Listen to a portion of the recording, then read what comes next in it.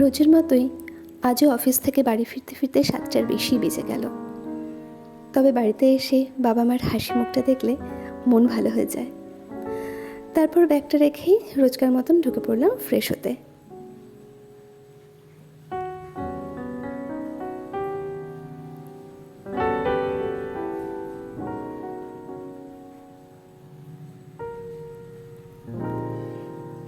এরপর আমি সোজা চলে যাব রান্নাঘরে চা করতে।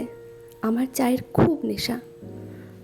অফিসে প্রায় 3-4 বার চা খাওয়া হয়েই যায়, তাও বাড়িতে এসে বাবা মার সঙ্গে বসে চা খেতে না পারলে আমার ঠিক ভালো লাগে না। সারাদিন অফিসে কি হলো না হলো, বাবা মার কি হলো না হলো, এইসব গল্প চলে। এই ছোট ছোট মুহূর্তগুলো নিয়েই তো জীবন আমাদের, তাই না?